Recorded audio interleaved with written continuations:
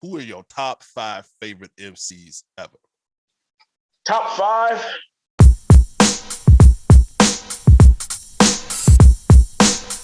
What up, homies? This your boy Kenny with Gangsta Island TV, where we like to throw it all the way back to the good old days of hip-hop and urban culture, usually focusing on the golden era. So let me get this out the way first. Definitely hit subscribe and like this video to help your boy out with the algorithm. I mean, how many animated hip-hop podcasts do you listen to? So today we got a super special guest, one of the legends of the golden era. His group recorded 7 albums between 1985 and 1991. And out of those 7, 4 of them boys went platinum or gold and starred in 2 movies. The legendary hip-hop film Crush Groove and The Disorderlies, which was a dope film as well. Welcome to Gangsta Island TV, my personal favorite MC in the legendary group, the Fat Boys, Mr. Kool Rock Ski himself. Welcome to the show, brother.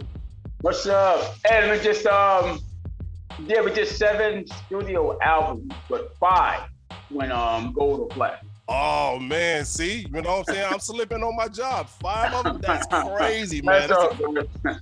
That's a crazy ratio, bro, man. So let's get into it, man. So here on Gangsta Island TV, man, we like to focus more on the impact and less on the drama of our favorite times in the golden era, and which is good because the Fat Boys is probably the least most dramatic group ever. You know, I never heard nothing from you guys in the media, man. What's up with that? Right. I mean, you know, a lot of stuff happened behind the scenes. You know, in the entertainment industry, you got to put on a good face for the public. Right. You can't let your personal problems and stuff that's happening with contracts or with money situations, you can't bring that to the rest of the world. You know, when all is said and done, you can do that. But at the time, you know, everything about us was all positive and, you know, positivity and just people seeing us having a good time. There's a dark side to every human on this planet, you know what I'm saying? So, you know, we're no exception with our group. Just because we were fun-loving didn't mean we had we didn't have some sort of discrepancies in the dark territories we were dealing with back then. No, I get it, man. So look, let's start from the beginning. If I'm not mistaken, and I heard this somewhere, man, but I heard y'all started off with 5 members of the group. Yeah. Like, I mean, I'm sure those guys is like, man, you know, kicking themselves, man, when the first hit record came out, man. Take us through that. Yeah, we were supposed to look like Newbirds or Funkadelic on stage with so many members. It was like, there was 5 MCs, 1 DJ, and 1 beatbox. So we was calling ourselves the Hypnotized 5. And it was already a fantastic romantic vibe. So, you know, we were all over the place with the name. What happened was these were childhood friends and guys we went to school with. And I don't think they took us seriously. So they already had their own crew. We were trying to combine the crews. And they weren't coming to practice. So we would see them in school like, hey, we got practice today. They were like, yeah, you know, we'll be there. And they would never show up. So one day we just said, you know what, we're gonna give them one more chance to practice. They didn't show up, so we just kept it as 3 of us. So you came up in an era where it was the dopest rap names ever. You know, LL, Cool J, Curtis Blow. I mean, but one of the dopest is Kool Rock Ski, man. How did you come up with that name, bro? Kool Rock Ski came from the 3 letters. I know everything was ski back in the day. You know, everything right. And everything was a 3-part name. Right. You know, such and such, you know, that kind of thing. Kool Mo D, T-Lo Rock, you know, that kind of stuff. But I was a huge fan of Mo D. You know, to this day, I think he's one of the greatest MCs ever. So I just took, it was Kool Rock D at first, but it was Mark that said, that sounds too close to Kool Mo D. You might want to change that. So I changed it to Kool Rock Ski. That was more like the early 80s, right? So I always say hip hop in the 80s and 90s, it was 3 different eras in each decade. Right. It's early 80s and mid 80s, late 80s, same thing with the 90s. So everything was ski and elaborate and people had the costumes and all of this. Yeah. So when you guys got hot, it was kind of less costumey and more like, okay, man, we just having fun. You know what I'm saying? But even before I get into that, when did you realize you could rap? Did your mama tell you can rap? I mean, like, what happened? You know what? It was a thing where it was being done in our neighborhoods, and a lot of people were doing it, but they weren't saying nothing.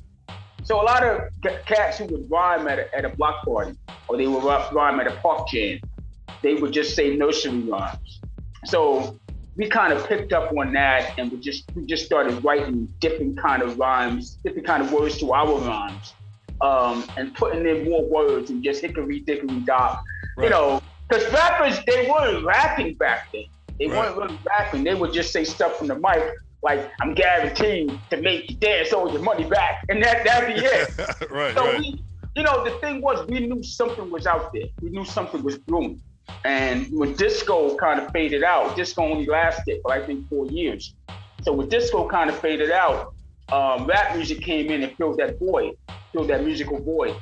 And of course, you know, at first nobody wanted it around. It was like Rabbit Delight, and that was it. They thought it was going to be Rabbit Delight and be out the door. So, you know, we just started rapping all the time. You know, we'll go to school rapping, we'll come home rapping. And of course, our parents, they didn't understand it. So they were like, well, you know, what is that stuff you're doing? You're always back in that room, like yelling and saying something crazy. I said, oh, it's rap. So it wasn't until the message came out that my mother understood what rap music was. So when she heard the message and she heard Melly Mel's part, especially the last rhyme, "Child is born with no state of mind," that's when one of the best rhymes in the history of the game, bro. Exactly. Not to mention, he said that rhyme in super rapping, but he broke it down in the message song. And once he said that, and it was like the older people started to accept rap. They knew what rap was after that. They knew what rap was with Rappers Delight, but Rappers Delight was more of an illustration of what rap is. Melly Mel let you know this is what rap is, and this is why it's going to be here to stay. So, you know, like I said, I just got a lot of influence from Treacherous 3, from Cold Crush 4, Fearless 4, you know, Furious 5 MCs, and, you know, like I said, just writing rhymes. Me and Marco was writing rhymes and practicing. We were always practicing Buff's house. So, you know, we just caught on to it. We just caught on to it pretty quick. You know, it was just our music. It was our time. Like, when I mean our time, like it was just for young Black America to say, this is ours now. Like, y'all had rock and roll, y'all had disco, this is ours. That's why it's interesting to talk to New York MCs, because you guys was there in the birthplace. It's like, to me, I found it felt like a distant cousin coming to visit, and then found out that they was moving to the city. You know what I'm saying? So I figured out that hip hop was really, really here to stay. So that's crazy, man. And you know, speaking of which, you know, when it made it to us, you guys are fat boys. You specifically, you was a fat guy, you were dark skinned, but you was cool and you had all the respect. So me, I was a dark skinned fat kid growing up in the hood. So it's like y'all made, and you specifically, because you know it was a lot of colorism, you know, back in the day, man. You specifically as a dark skinned brother, heavy set, man. I mean, you empowered, man, us kids in the hood. So it's like, man, we felt good. So thank you for that. And I wonder if you got that a lot. When I did the end song back some years ago, we did something TV one called Unsung. I said Unsung, I mean Unsung. And there was a lot of people telling me that, like, there's a guy at the airport told me that. Like, he walked up to me, I was getting a flight back to New York from Miami or something. And he kind of whispered to me, like, it was kind of creepy at first. I was like, hey, dude, you know, what's going on? So it's like, hey, I ain't trying to scare you, man. I'm just saying that, you know, you inspired me so much because, you know, I love your group and all this stuff like that. He said, but the main thing is that you was dark-skinned brother and you was heavy set, and you know, you just made a way for us. Like after that, every girl wanted the dark-skinned heavy set. Like, that's right. That's right, bro. I'm telling you, hey, I'm a living testament to that, man. That's right. That's crazy, man. So let's switch gears a little bit. So at the height of your success, like again, I'm a big Fat Boys fan, and this audience is probably divided into three. You got the hip hop heads, man, that absolutely love and breathe it. They know the story better than I do, you know, better than, you know, most people. Then you got the casual hip hop fans. It's like, oh man, the Fat Boys, they were dope. They can't recite, you know, 5 of the songs by memory like I can, but they still love hip hop. But then you got like my daughter's friends, the teenagers that's interested. They just love animation and like learning about stuff, right? So, so a lot of this, man, may be redundant for some people, but I got to get into it. So like we talked in an early conversation you and I had, I believe personally 1985 was kind of the year that everything started blowing up and we realized that hip hop was here to stay. You know, that's basically what I found out about the Fat Boys. I said Flat Boys. With 1988 being a close second. So right. what happened, you know, when you guys got on, you got signed, when did you look at yourself and say, man, I'm a star? That's the thing. We never did the whole star thing. We never got into all the celebrity part of it because it was, you know, we're from East New York, Brooklyn. We're from a really, really humble background. You know, some people want to call it ghettos, people call it the hood. We're from a place where, you know, I hate to sound so cliche, but a lot of people don't make it out. But that's just the way it was. So, right. And our neighborhood, our city kept us humble. One thing about New York, they will keep you humble. Oh, that's true. I have heard stories of Robert De Niro walking down the block and somebody yelling out, "Hey, your last movie was a pile of crap." You know, they don't mind. They don't mind keeping you humble. Right. I think for us, after we won the contest, we won the rap and dance contest.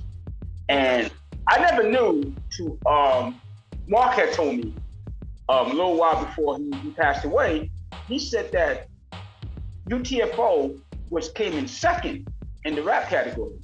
I always thought UTFO, well, it was only Dark Ice and Kango. I always thought they both came in second. They came in first in the dance category because they were dancers. Right.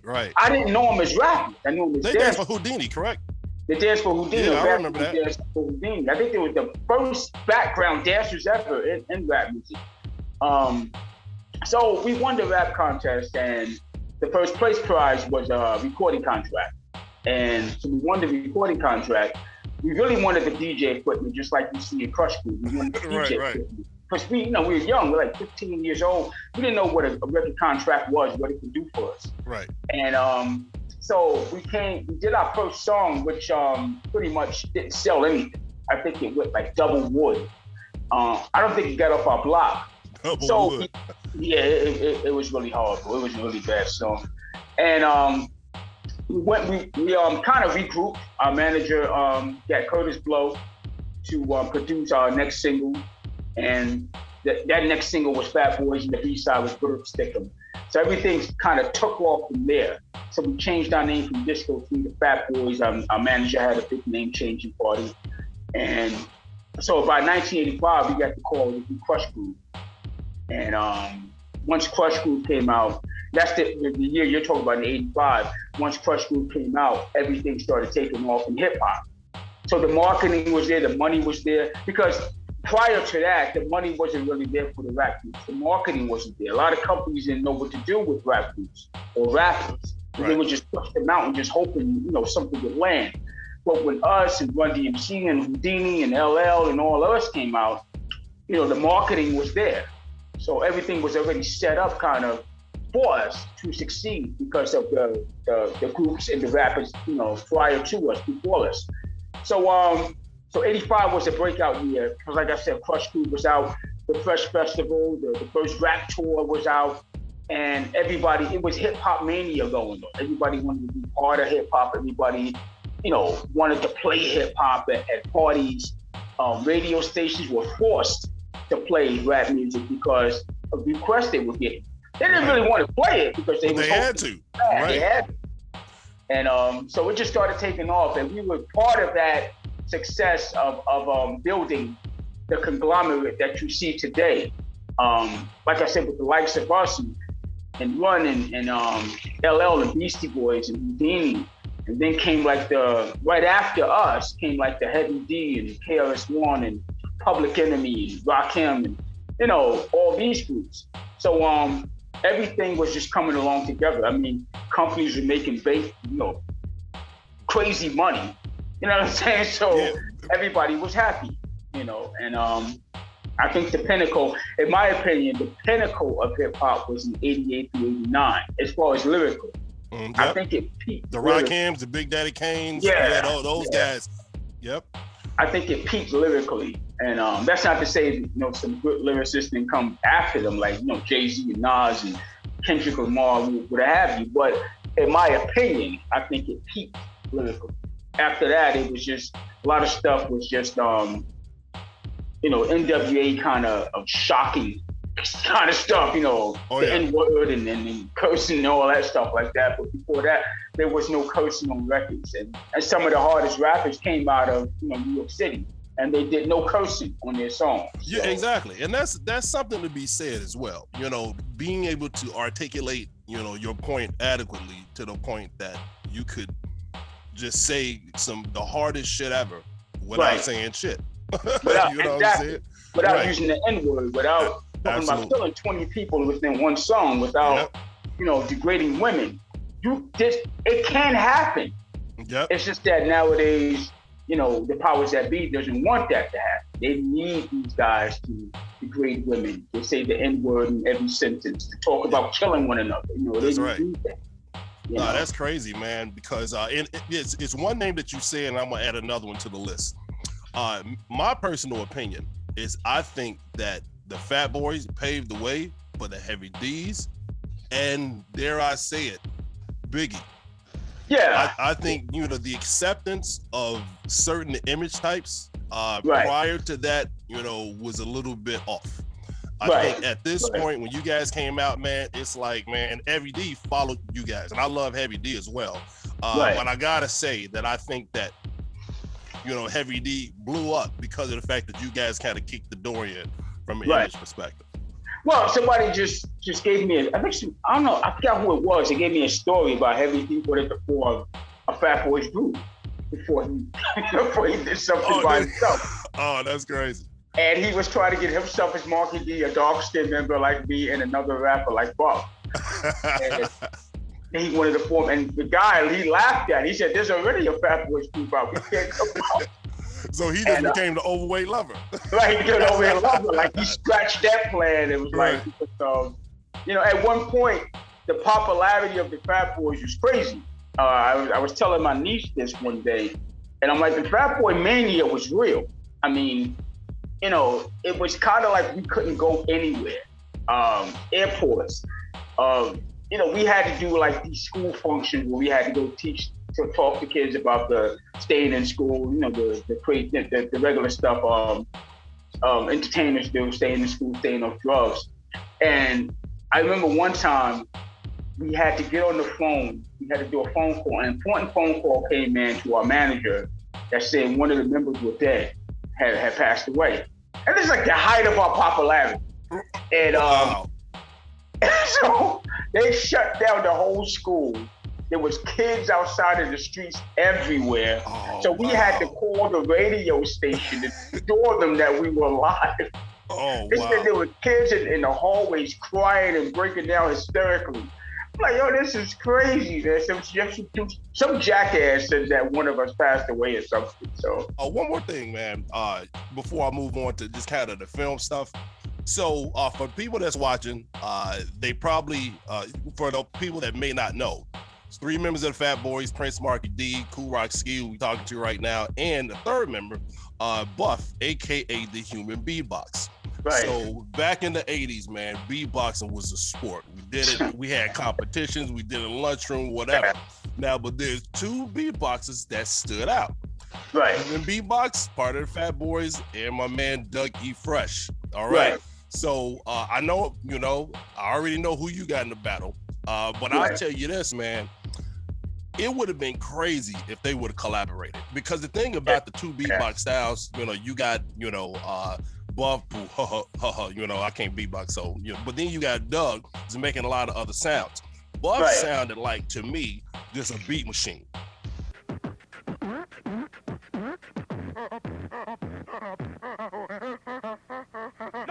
Right. He just sounded like you didn't know that it was like somebody's mouth. Yeah. Doug had the other stuff. Imagine putting them 2 brothers together, man, and making like a mixtape or nothing but that, man. Was that ever discussed? I mean, what you think, man? Is that wishful thinking on my side? Or that'd have been a hell of a mixtape. That probably would have drove me crazy after a while. Right. You know what? With Doug is they had their little back and forth stuff going on. But Doug directed a lot of his stuff at me and Mark. He never went after Buff, except the one song he made the show when he said, "I'm known for this and I'm not known for that." And the thing is, Buff, never looked at Doug as competition as beatboxing. I'm not trying to be disrespectful to Doug. He never looked at competition with Doug as beatboxing. He only looked at Doug as competition because of his popularity. Right. Like, he's doing the same thing I'm doing. Like, he can't mess with me, but I'm just gotta let it be known that I'm better than him. Okay. Because he's popular at what he does. You know what I mean? And hip hop is a competitive sport, man. It's very competitive. And the thing is, like I tell everybody, we were born and raised in Brooklyn, New York. Doug was born and raised in Harlem. We didn't travel to Harlem like that. Doug didn't travel to Brooklyn. So when somebody said Doug was the first one to do it, my response was always, I didn't know who Doug was until I seen him on Beach Street. Right. You understand what I'm saying? So I got you. Totally. I knew who Buff was because I knew Buff since he was 13 years old. Me and Mark kind of grew up together. I was 8 and Mark was 7. I didn't meet Buff till he was 13. So knowing that Doug was doing his thing, it went on deaf ears for us because we didn't know who the hell Doug was. And Doug didn't know who we were. So we came up with the Put Up Stickum song. We were actually the first one to do acapella rap with just the beatbox. So we beat a lot of people to that already. Because Curtis Blow, shout out to Curtis Blow. He's the one that said we should do a song presenting Buff at the beatbox. So I don't think that would have never happened because Buff was more into competing with Doug. Then collaborating.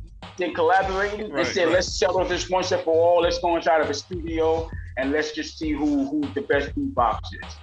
Doug had more sounds. He had more sound effects. Buff was just a freaking beat machine. He was bass and treble, baby. Yeah, man. Like it was times that he would bust speakers, and the sound guy had to just take his put his sound to a mid-level because he would bust the speakers. So Buff was a different kind of animal than Doug.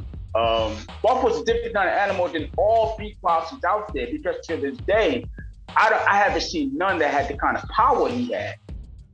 You got guys like Rozelle, who's good at what he does. Kenny Muhammad, you got Biz Markie, of course, and of course you got Dougie Fresh. But they don't come close as far as the power Buff has. You know what I mean? Yeah, and most of those guys, they rap and beatbox too. Buff wasn't a rapper. You know what I mean? So yeah, Buff just like, hey, this is my craft. I'm gonna perfect it, and I'm better than all y'all. Yeah, I feel you, man. And again, hip hop is competitive. And I remember hearing on the show when Doug was like, "I'm known for the doom, doom, doom, doom, not for the hey." And I'm known for the not for the. And I was like, "Oh." Hey, that pissed Buff off so bad because that song at that time, we were still living in Brooklyn. So this song is blaring on the radio damn near every day and every night, along with our song Put Up Stickum and Fat Boy. So it was like a competition kind of thing. And the show was a big song. And every time that part came on, people would look at Buff and be like, yo, he clowning you. You know what I'm saying? That would piss Buff off. But, that's crazy. Yeah, that was the good old days though, man. That was back when there was no kind of physical beef or gun pulling kind of beef in hip hop. It was all about just natural skills. Let me see what you got on the mic kind of thing. Right. And MCs back in those days would get on stage together and battle it out. You know what I'm saying? So it's not like it was just on record. It's like we can get face to face, man. We're gonna break bread afterwards. You know what I'm saying? MCs back then, their favorite thing was to get on stage and try to out-rap one another. Prime example, Buff, Big Daddy Kane and LL Cool J were on stage one night, and Buff was beatboxing for them. LL must have rapped for a half hour, but he was trying to show Kane how long he could rap. You understand? So it wasn't like he was taking shots at Kane. He was just trying to say, this is how long I can rap without stopping. Oh, man. I wish somebody had that one on tape, man. That would be legendary. That's crazy. It was at the Palladium, I think on 18th Street in Manhattan, in New York. And like I said, he must have rapped for 10 and a half hours, man. To the point where you can see Buff's face like, okay, man, you gotta wrap this up, man. Right. That's crazy. So look, man, if you had to pick one favorite song from your catalog, just one, Not even an album, man. A song. I would probably say "Can You Feel It." Okay. I would probably say "Can You Feel It" because I think it "Can You Feel It" it took away from all the stuff that people thought the Fat Boys were, which was about rapping about eating, rapping about, you know, partying and having. I mean, if "Can You Feel It" is about partying and having fun, but I think "Can You Feel It" just illustrated that we were to be taken seriously. The music and everything, Right. It had that dark Caribbean sound. Right. By the way, we shot the video in St. Croix, and we had the time of our lives out there. Man, and yeah, we had so much fun. Like, they welcomed us with open arms, and you know, we just had so much fun. But the fact that when I first heard "Can You Feel It," I was coming back from the record company office, and I was in Buff's car, and you know, like Curtis Blow said, the best time to hear your music is on a small speaker as opposed to a big speaker. Mm-hmm. You can feel it differently from a big speaker, because you're not always going to hear all your music on a big sound speaker from the studio. You're going to hear it on the radio. Mm-hmm. I kind of leaned my head back and I was listening to it. I was like, damn, this is a dope song. You know, the "Can You Feel It?" Yep. And Buff will come on with the beatbox, and I'm like, yo, this is probably one of the best joints we did so far. I mean, people like to put up Stickum because it's like the illustration of, it personifies just the epitome of what hip hop is. Just brothers rapping, and you won't have no music. So what do you rely on? You rely on beatbox. And that's where Buff comes in. So it's like the ultimate hip hop B-boy breakdancing kind of song. Right. And it was on the first album too, right? It was in the first album. It was the Right. first single. It was in the B-side of Fat Boys. So I think "Can You Feel" is my favorite. I mean, the close second is Jailhouse Rap. It also had that deep kind of bass and that kind of dark atmosphere to it. That dum dum dum dum dum dum dum dum dum dum dum dum. So yeah, that's like, I think "Can You Feel" is my favorite joint out of all. "Falling in Love" off our Prussian album. That was the biggest album too for you guys. Yeah, that was our sales, biggest right? album. Yep. Yeah, and "Falling in Love," I love that song too. You know, another joint that I think probably goes overlooked, and I think I may have heard you talk about this joint, man, but "Don't Be Stupid." You know, Curtis Blow wrote that song. Oh, I didn't know that. I didn't know that. Wrote that. Yeah. You know what? I think I did hear that. I think you may have said that on Vlad or something. Yeah, Jack Stupid. Yeah, Curtis Blow wrote that. You know, Kurt was more like his kind of slang was right on point with ours, but being that Kurt was a little older than us, like his slang was, if we say that's dope, we'll leave it at that's dope. You know, no T in the word that's, it's like that DATS, that's dope. Right. And Kurt would come along and go, "That's dope, man." Like, he would sound the whole word out. I'm like, dude, nobody says it like that. Oh, that's hilarious. So when he started saying stuff like, "Yo, that's Jack Stupid," like, we were using Jack Stupid. I'm like, yo, why you put an emphasis on the word so hard? So that was Curtis' style. You know what that I'm was saying? his style, He would yeah. articulate every syllable Oh, and every rhyme and all of that. Man, that was sick. Like, we would finish a session.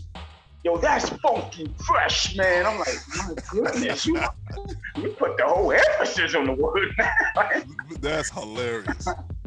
Man, all right, so let's move on to the film career. So we talked already a little bit about Crush Groove. Crush Groove, for people that's listening, is probably one of, if not the greatest hip hop movie ever. This is when things started to take off.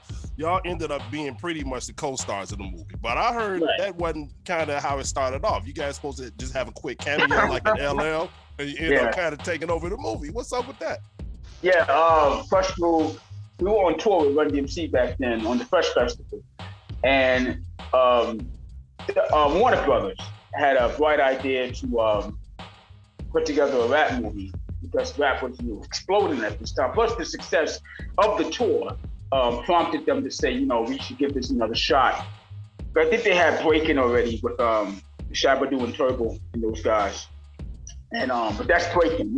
They was trying to do a rap movie. Right. And so they sent the writer out. And the writer was on the bus with us and Run DMC and Houdini. I think Houdini turned the movie down because of the money. There wasn't that much money involved in it.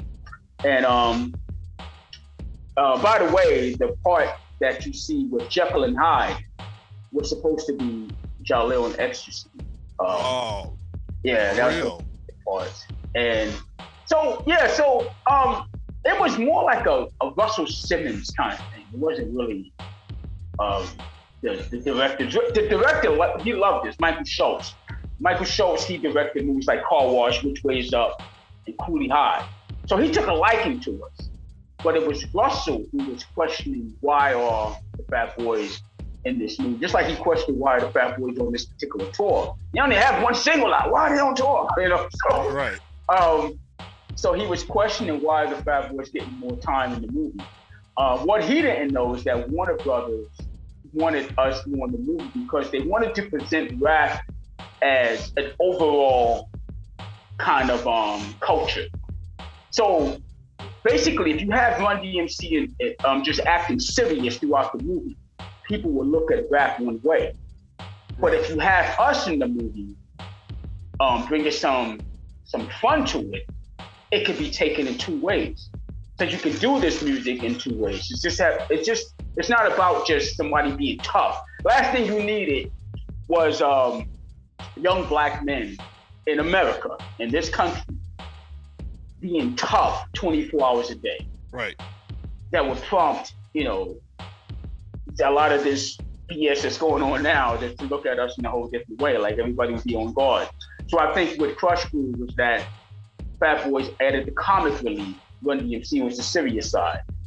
But Russell wanted it to be all about Run DMC being tough and serious. Right. That's who they are. That's how they market themselves. We market ourselves a whole different way. We weren't trying to be like Run DMC. Right.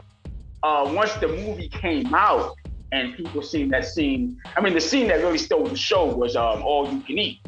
People just went freaking plumb crazy. Man, I was just like, you know what got me about that scene, man? Y'all, like the third time y'all went to re-up on the food, y'all brought back some salami. Right. I was like, man, did they cut it open? Like, how they eat this damn salami, man? So I don't know why I always think about that part. Oh, we shot that scene. That was the last scene to shoot. We were on tour. So we took a private plane. We in Alabama or Mississippi, one of them. And we took a private plane. We had to be on the set at 5 o'clock in the morning. So we went on first that night. We usually were going on right before Run DMC. And we took a flight that night to get into New York. We shot the scene and went back out on tour. But the thing is that we got on the set and he was explaining what we had to do. So we had these spit buckets. So we're like, what are these buckets for? He said, that food is cold.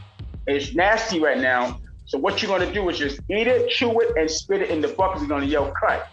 So what you see in Crush Groove is just eating the food for like 1 second. They would edit it and we would spit it in the bucket. The food was really cold and nasty. Oh, that's crazy. Yeah, they couldn't get y'all some hot food. They did, but being that we were on the set all day, right, the food was just getting like cold and okay. Like, yo, man, I'm not eating that, man. It's just bite it, and we're gonna say cut, and you spit it into the bucket. So that was a funny scene. That was like the last scene of Crush Groove. So look, man. So the Fat Boys break up phase, and I'm the phrase, not phase, because right. It's something like whenever somebody's pissed off about something, they be like, man. First the Fat Boys break up, now this. First the Fat Boys break up, now every day I wake up. First the Fat Boys break up. Right, yeah. You know what I'm saying? Yeah. So two monster celebrities have mentioned this. Of course, Chris Rock and Boomerang. First the Fat Boys break up, now this.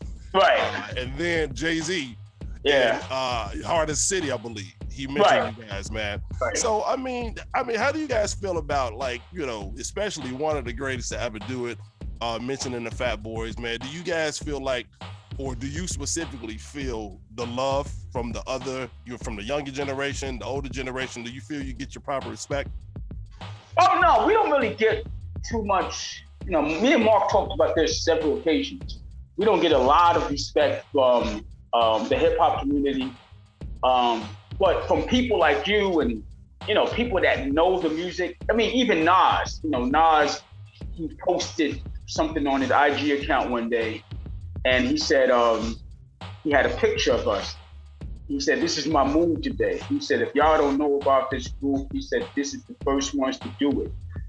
They was doing it big with the movies, with the marketing, with the record sales. He said, "Couldn't nobody touch this group back then."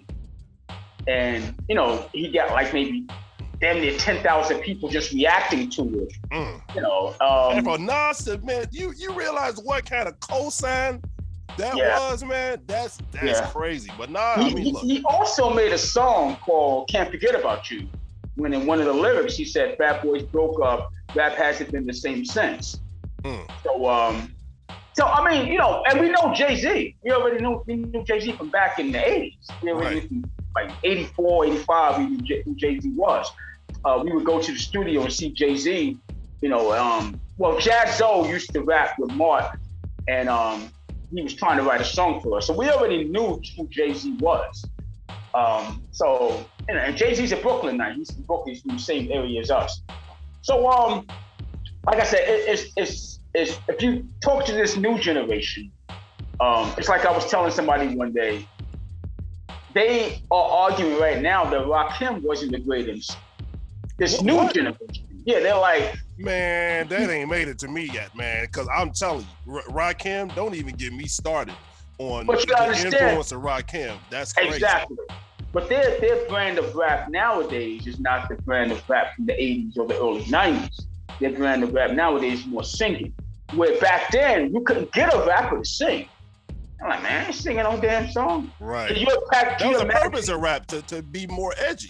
And not sing. They were trying to get away from, that type of music specifically. Not anything wrong with R&B and singing, but I'm just saying. Can you imagine Rakim singing on a song? That wasn't gonna happen. Right. But so yeah, I mean, even LL Cool J, he didn't sing on a song. So it's just a different atmosphere now, where we're in a hip hop culture, but the rap music is not what it used to be. But we're still in a hip hop culture. So I think what's happening now is that everybody is associating everything with hip hop. So if somebody comes out singing, they got a hot beat behind it. That's hip hop. So it's like, no, that's not hip hop. That's R&B or that's pop. That has nothing to do with hip hop. Right. That they try to capture that market and capture those record sales or downloads or whatever. They're gonna put that hip hop moniker in front of it. It's kind of like watching Love and Hip Hop on VH1. That has nothing to do with hip hop. Right. But if you put that word out there, it says hip hop, I'm going to tune in. So I think with us is that people want to put us in the rap category and not the hip hop category. I'm like, but we are hip hop. Absolutely, 100%, man. If Fat Boys ain't hip hop, who is? Right. You know what I'm saying? So it's funny that you say this. I think episode 3, a couple episodes ago, at Gangsta Island TV, I talked about rap versus hip hop. Right. And to me, I like to, even though everything you saying is 1,000% correct, I just, as a fan of the culture, and I grew up, I mean, I'm 1 year younger than hip hop. Like, you know what I'm saying? So I was born in 74. Hip hop was born in 73, 74, around that time frame. So I feel like it's a slightly older brother to me. And I don't want to let that go. So to me, a lot of times these days, I try to kind of make excuses for some of the artists like, well, it's hip hop, it's just kind of evolved. But somebody made a comment and they were like, I mean, whether the music today you think is dope or not, a lot of it just ain't hip hop. Right. And you basically just kind of, you just snap, that thought, because you're absolutely correct. It's like, just because you put a beat behind it and you're doing this, that don't make it the hip hop that we know, that we grew up with, So maybe they need to call it something else. You know what I'm saying? Yeah, and that's exactly what I posted, something like that on Facebook like maybe 2 weeks ago. And I say, I asked the question, is what we're hearing now hip hop, or is it just, is it rap? Is it hip hop? I'm confused. Everybody was like, it's not hip hop. But you had a few who were coming after me saying, oh, you guys are bitter. Yeah, you hate me, you guys are bitter, this and that. I'm like, how am I bitter? We had our time to shine. It's not like we came out with one song and we disappeared. Right. You know, we made 5 albums that were successful, so I'm not hating, I'm just asking a question. And then they say, well, these guys are making more money than you guys did. Well, maybe so now, but if you add to the fact that we were making $35,000 to $45,000 per show back then, you times that now. You know Bro, that's 6 figures a show. Right. So we were making what was happening back then. You know, the 80s wasn't the what do you call it? The pay per hour back then was like freaking $2, $3. Right. Oh yeah, minimum wage. Minimum wage. Yeah. So we were making what was going on back then. You know, nobody was making no $100,000, $200,000 these guys are making now. But somebody going to come along for like 20 years later and say, "That was making $100,000. We're making $1 million a show now." You know, so the times change. So look, man, I ask everybody this, and to me, this is my most important question of the day. Who are your top 5 favorite MCs ever? Top 5? I come from an era, a different kind of era. Yeah, whatever you choose, man. It can be, whatever Kool Rock's top 5 is. I come from an era of MCs. So my top 5 would be Melly Mel, Grandmaster Caz, Mo D, Rakim, and I would throw in KRS-One. Hell yeah. Now that, man, you ain't gonna find a better top 5 than that. When we talking about MCs, lyrical firepower, come on, man. Those top 5 that you named, man, I mean, somebody, if you were a rapper, you took something from those guys. Even if you don't know that you took it from them. Did you ever think about saying, you know what, I want to go solo? Because from my opinion, and I'm not just saying this because I'm interviewing right now, my opinion, man, I consider you more the lyrical firepower of the group. I love the delivery, man. I love the rhyme. So did you ever think about going solo? I did. But Buff came with an offer for me. I was about to sign a contract with an album deal with Columbia back then. And Buff wanted to produce more. He wanted to do more music. So he got some investors somewhere, and they put up a lot of money. So he said, "Yo, D, do this album with me or whatever." And he did the Mac Daddy album. And this is like 91. So with Mark pretty much just went. It was a time where we got into this kind of discrepancies with our management. And our management kind of backed up off of us, like he wanted nothing else to do with us. So we was kind of like just free agents. Okay. But at the same time, he was putting this barrier out there about us. He was trying to blackball us. So we was trying to sign a contract with Sony, and Sony was with it at first, and then all of a sudden they kind of backed out the deal. When I first saw you, after years, I was like, hold up.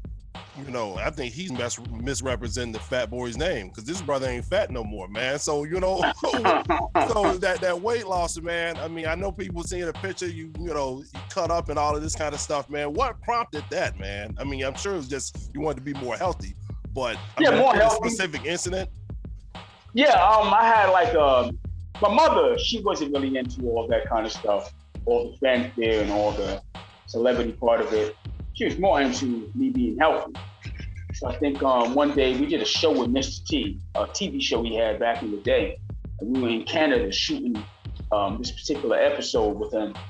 And people laugh at that story. They're like, Mr. T played a cop? It was called the Mr. T Mystery, something like that. And he played the private detective or whatever. Right. He was funny. He he didn't know he had us laughing. So he didn't know we were laughing at him. Laugh like he was a joke, but like the way he was talking and walking, I'm like, this guy he's funny as heck. And so that next morning we were going back home. We had shot that one episode, and I was in the hotel room, and I had just bought these Nikes. I was a Nike head, anything with. Right. I didn't buy I bought one pair of Jordans, and to this day I'm pissed off. I could have gotten Jordan's autograph back then. Oh, man. And I wore them one time around the house, put them back in the box. And this when they first came out. never wore them again. I don't know You what know how happened. much they would have been worth today, man? Man, Come if on. I'd have got Jordan's autograph, Right. you're talking damn near $2 million for that. Bruh, man, that's crazy. And I don't know what happened to those. Like I said, I wore them once around the house. I didn't like the way they fit. I put them back in the box. I threw them in my closet. I think my crazy ass brother probably took them. But so I went down to tie my shoes, and when I came back up, I was drenched in sweat, and I was breathing heavy. Like I just ran a freaking marathon. Wow. And mind you, I was only like 19 years old. Well, that'll do it. Yeah. That'll So do the it. epiphany just came there, and I was reading a magazine article that said by the time you're 30, and you know when you're 19 and 20, 30 to you It's seems a like long time away. Right. Right, And yeah. it said by the time you're 30, and if you're overweight, the weight is going to stay on you. So that started going through my mind, like, man, in 11 I don't want to be a years- fat 31-year-old. Right, I don't want to be a. Right, So I right. just made a conscious decision. I got home and cleaned the cupboard out. My main thing was soda. I stopped drinking soda. I haven't had a drink of soda since 2004, I think. Mm. I That's just stopped discipline. drinking soda. Yeah, I think soda is the worst thing besides crack. I never took crack, but Right. soda is the worst thing you put in your body because it's nothing but pure sugar. you Right. know. All right, so final question, man. Tell everybody, what is Kool Rock doing now? I mean, you got any new projects going on, man? I mean, I'm hearing some rumors. I don't know if they right or not, so I'm gonna hear from the horse's mouth, brother. Tell me your current involvement with hip hop. What's going on, man? I just did a video last week. I did a song with Cocaine from the West Coast. And anybody who don't know who Cocaine is, he's like the equivalent. He's on the lines of Nate Dogg. Yeah, I know. Yeah. So Yeah. he's done so much. Cocaine, he sang on Chronic 2001. Yeah. Yeah. And so we just did a project together. We did a single together of his album. And the single is coming out soon. It's called Hush Little Baby. And single is dope. I got so many people hitting me up to do features and just to say this and that on a song, and I was turning them down. So he hit me up on DM on IG, and he said, "Yo, I got a beat for you if you're interested." And I heard it, so I just went to the studio the next day and just wrote something, and just he loved it. So the song is dope. It'll be out next month. The song will be out next month. And other than that, I'm putting together the first annual classic hip hop barbecue in Brooklyn. And this year's honorees is going to be Marky D and Ecstasy from Houdini. And we're giving out. R.I.P. to both those brothers, man. Yeah, definitely.